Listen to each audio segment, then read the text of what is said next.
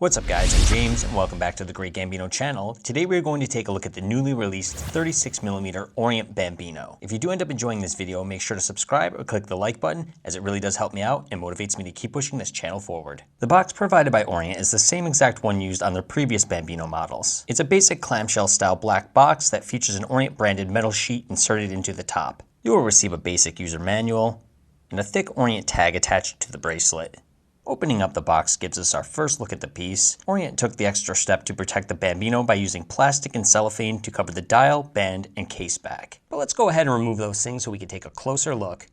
This is going to be the third Bambino that I've owned and reviewed on this channel. Previously, we have looked at the second generation Bambino Black and also Cream colorways. After owning those previous versions for a while, I started to feel that at 40.5mm, they just wore too big on my wrist for a vintage style dress watch. Eventually, I decided to sell both of those pieces and wait for Orient to release something in a smaller size. When I found out the company had released two 36mm Bambinos a few months back, I was extremely tempted to pick one up for review on the channel, and I thought it was really strange that very few people were talking about them. Every time Orient would post an Instagram picture of the original 40mm Bambino, there would be dozens of comments begging the company to release a smaller version. It was as if nobody knew the smaller ones even existed. Eventually, Orient posted an image of this exact same piece, and when I saw that post, it motivated me to finally pull the trigger and grab one for myself. Real quick, I'll give you some measurements. We have a width of 36.4mm.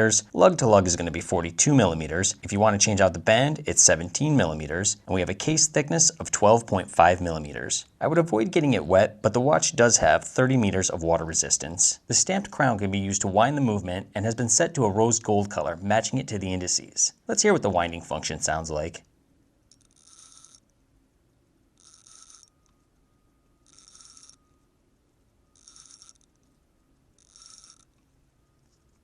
The glass is made of a mineral crystal, and the high dome shape is definitely one of the selling points of this piece. It's beautifully curved and will have you constantly looking down at your wrist, admiring its vintage style.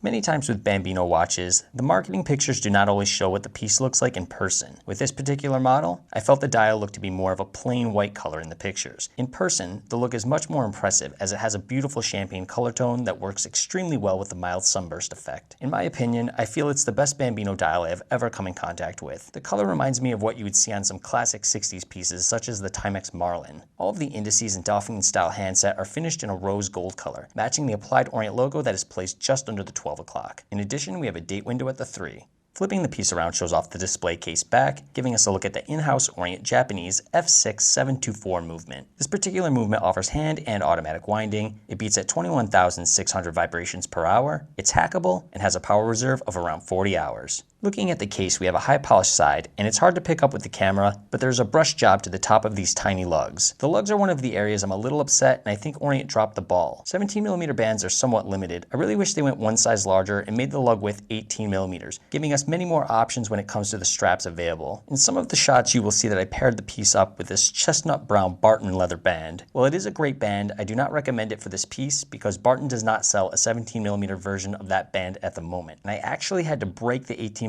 quick release bar in order to replace it with a 17mm bar, allowing me to squeeze the strap onto this piece. Moving on to the actual band included with the Bambino, it's a two-tone combination stainless steel and rose gold colored bracelet. The links and end links are hollow, and while I did not remove any of them, it looks as if the pins are screw down. We have a butterfly style clasp, and I have to be honest, overall, it feels pretty cheap. The band is definitely not for me, but that's okay. I knew I was going to replace this before the purchase was even made. Here's a side-by-side shot next to an American quarter to give you a better representation of the scale. Here's an additional shot next to a 38mm SKX013. I know this is a familiar piece for those that like smaller watches, so hopefully this helps. And here's a shot of my 6.75-inch wrist. Try to keep in mind it looks much larger in this shot than in person. The piece definitely wears much smaller than what you would be used to on a full-sized Bambino. In my opinion, it's absolutely perfect and what I've been waiting for Orient to create for a very long time. I couldn't be happier with this beautiful vintage style dress watch. For me, it was money well spent, and this Bambino will be getting plenty of wrist time in the future. But let's cut to the outdoor shot so I can show you that natural light reflection.